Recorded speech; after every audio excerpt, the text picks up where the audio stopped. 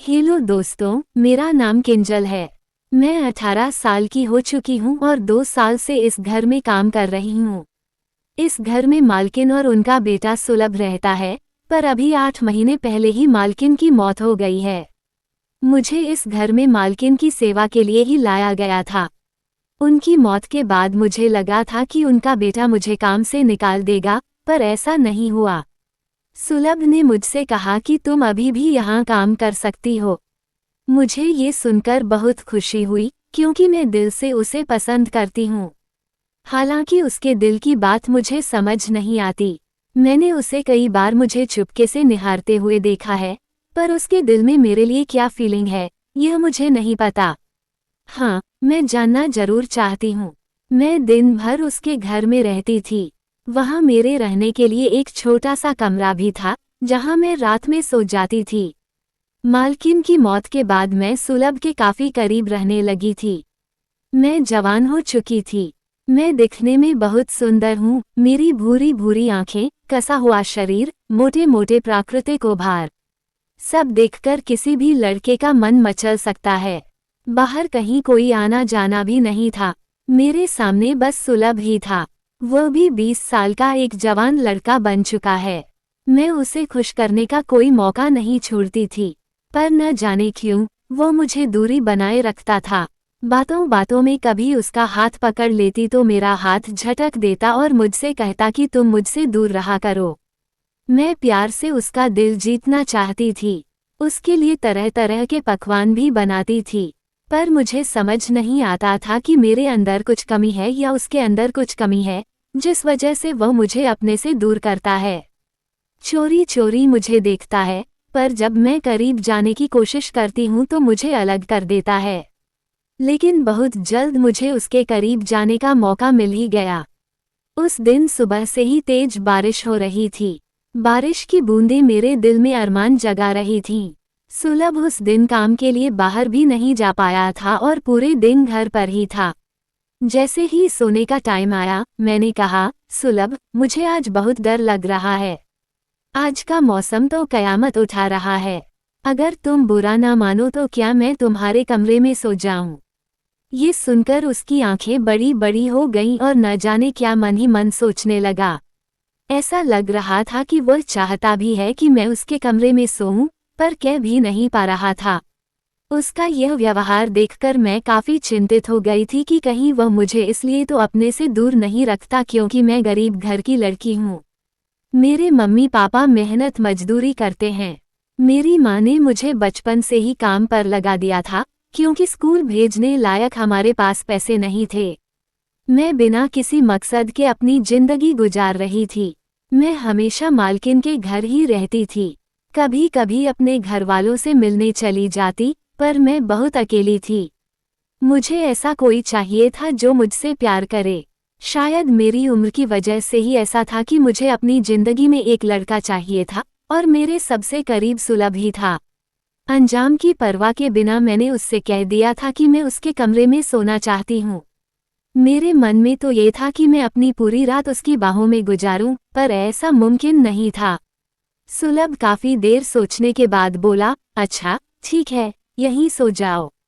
मैं अंदर आई तो यही सोच रही थी कि मैं कहाँ सोऊं, नीचे बिस्तर लगाकर या उसके साथ बेड पर। मैं शहर की तरफ देखने लगी। उसने मुझसे कहा कि तुम चाहो तो बेड पर सो जाओ, बस मुझे दूरी बनाकर रखना। मैंने सुलभ की बात सुनकर मुस्कुराते हुए कहा, ठीक है, मैं दूरी बनाए रखूंगी। लेकिन मेरे मन में तो कुछ और ही चल रहा था। बारिश बाहर और तेज हो गई थी, बिजली कड़क रही थी, और हर कड़क के साथ मेरा दिल जोर से धड़क जाता। कमरे में सिर्फ एक छोटी सी नाइट लैंप जल रही थी, जो हल्की पीली रोशनी फैला रही थी। सुलभ बेड के एक कोने पर लेट गया, पीठ मेरी तरफ करके, जैसे खुद को मेरे से दूर रखना चाहता हो।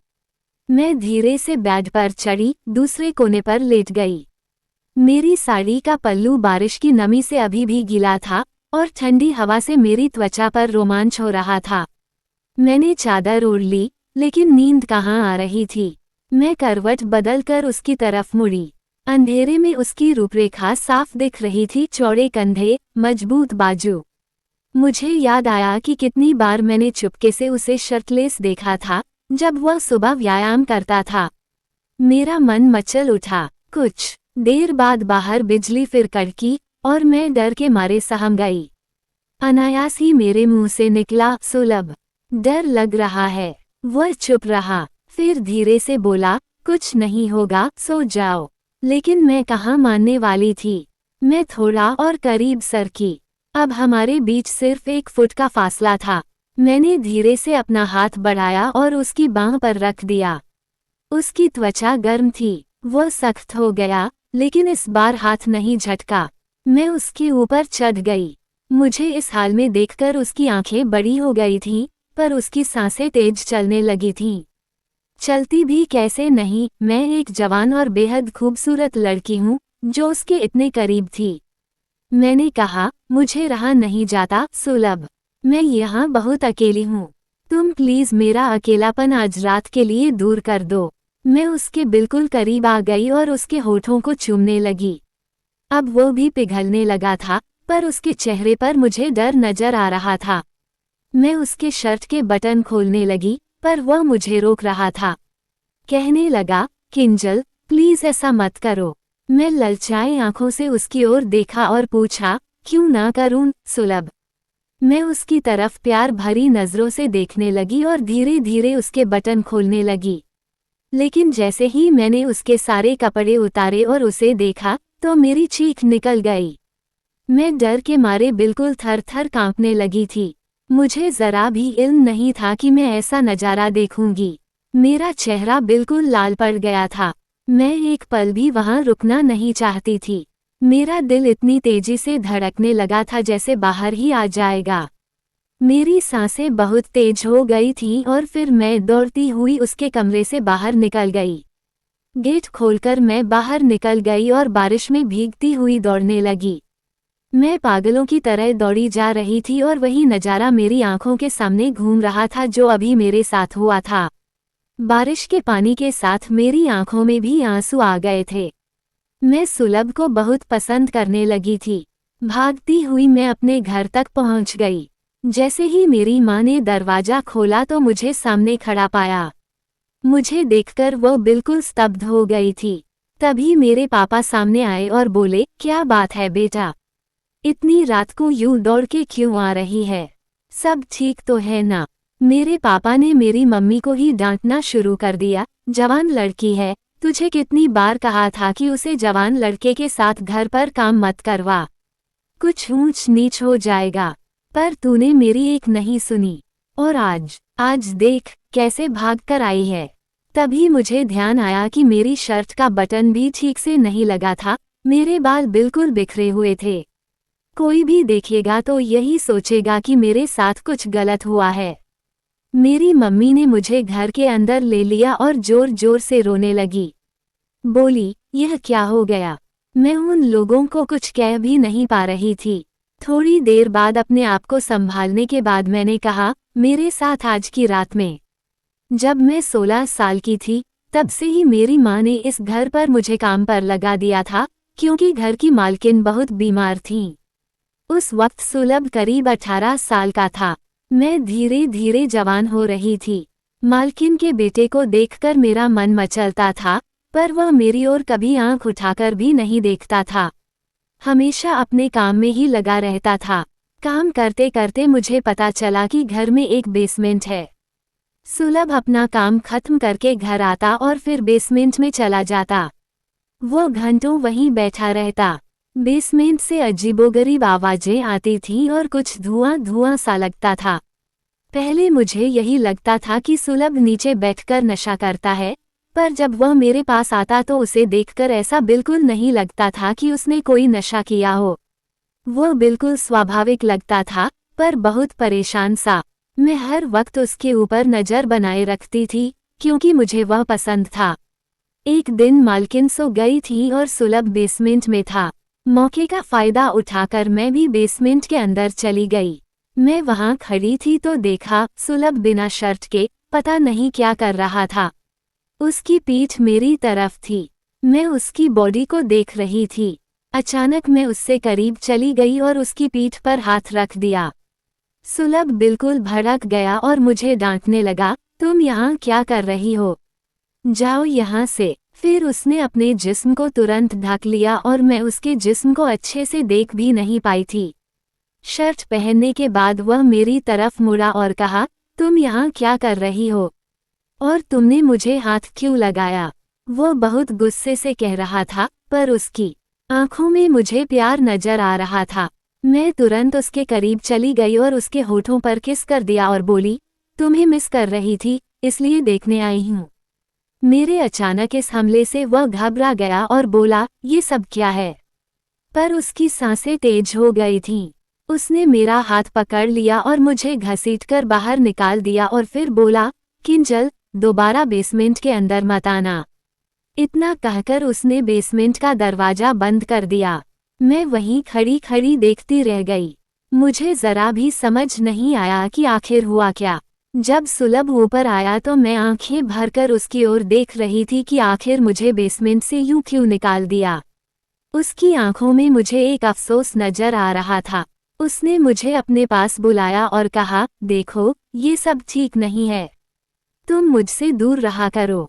उसके बाद सुलभ जब भी मुझे देखता, ऐसा लगता कि मुझे चाहता है, पर न जाने क्यों मुझे अपने करीब नहीं आने देता। गांव में हमारी अपनी जमीन है, पर जमीन एकदम कम थी। इसी वजह से पापा गांव छोड़कर शहर आ गए थे। पापा मजदूरी करने लगे थे और मेरी माँ लोगों के घरों में काम करती थी। आर्थिक हालत सुधारने के लिए मेरी माँ ने मुझे काम पर लगाया था। यहाँ मुझे रहना खाना के अलावा 500 रुपये मिलते थे। शायद हम गरीब हैं, इसी वजह से सुलभ मुझे अपने से दूर करता है।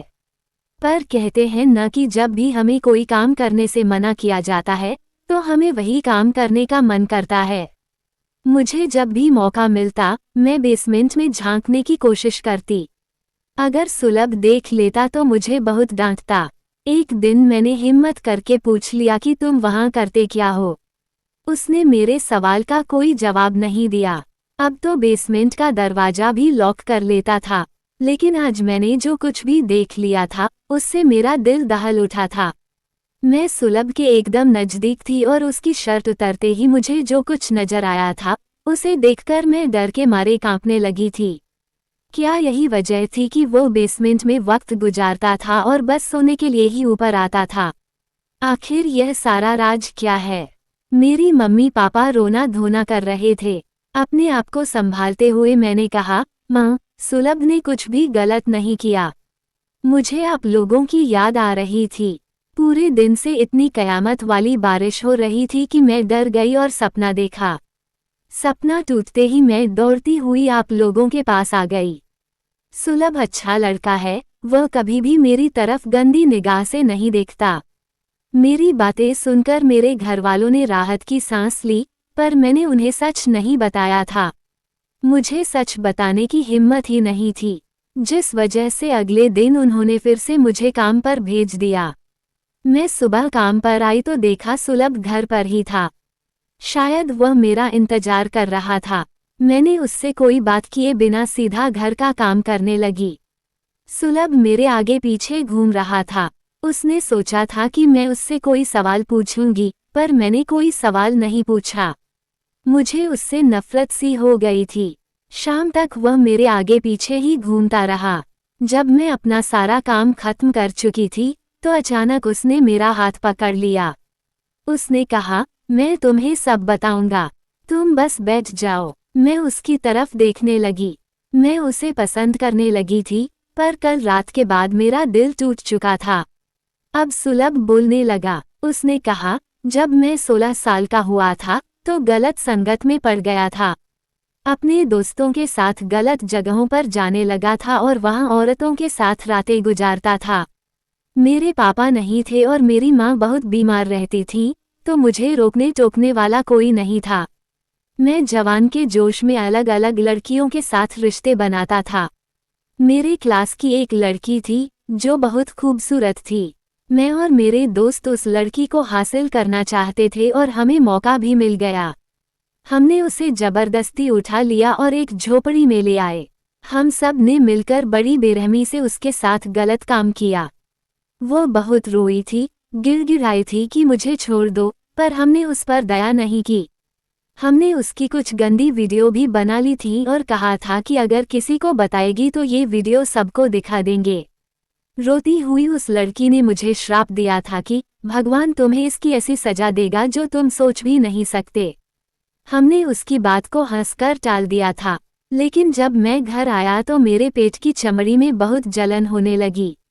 मैंने कपड़ा भिगोकर पेट पर रखा, पर न जाने चमड़ी इतनी क्यों जल रही थी। मैं उस जलन से तड़प रहा था।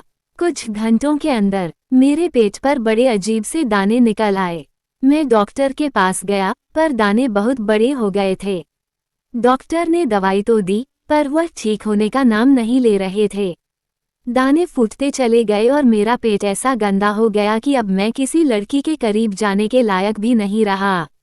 मेरी हालत इतनी खराब हो गई थी कि कोई लड़की देखती तो डर जाती और उसका दिल अलग हो जाता। जब तुम यहाँ काम करने आई तो मैं भी तुम्हें मन ही मन चाहने लगा था, पर मैं जानता था कि कभी न कभी अगर तुम मेरी शर्त उतारोगी तो वो दाने तुम्हें दिख जाएंगे। सुलभ की बात सुनकर मैं कुछ देर के लिए स्तब्ध हो गई। उसकी आंखें नम थीं, आवाज कांप रही थी। मैंने कभी सोचा भी नहीं था कि उसके इस दूरी बनाए रखने के पीछे इतना बड़ा दर्द छिपा है। मेरे मन में जो नफरत पैदा हो गई थी वो पिघलने लगी। अब मुझे सिर्फ उस पर तरस आ रहा था। मैंने धीरे से उसका हाथ अपने हाथों में लिया और कहा, सुलभ, तुमने जो किया वो गलत था, बहुत गलत, लेकिन जो सजा तुम्हें मिली वह भी कोई कम नहीं है। अब तुम्हें खुद को माफ करना होगा। वह मेरी तरफ देखकर बस सिर हिला रहा था। मैंने कहा, मैं तुम्हारे साथ हूँ, तुम अकेले नहीं हो। उस दिन के बाद हमारी जिंदगी धीरे धीरे बदलने लगी। मैंने उसे समझाया कि डॉक्टर के पास फिर से जाना चाहिए, अच्छे स्पेशलिस्ट से इलाज करवाना चाहिए। उसने मेरी बात मानी। हमने मिलकर एक अच्छे स्किन स्पेशलिस्ट को दिखाया। डॉक्टर ने कहा कि यह पुराना इन्फेक्शन है, लेकिन अब नई दवाइयां और ट्रीटमेंट से काफ़ी हद तक ठीक हो सकता है। लेजर और दूसरी थेरेपी से निशान भी कम किए जा सकते हैं। सुलभ ने इलाज शुरू किया। मैं उसके साथ हर अपॉइंटमेंट पर जाती। धीरे धीरे उसके चेहरे पर मुस्कान लौटने लगी।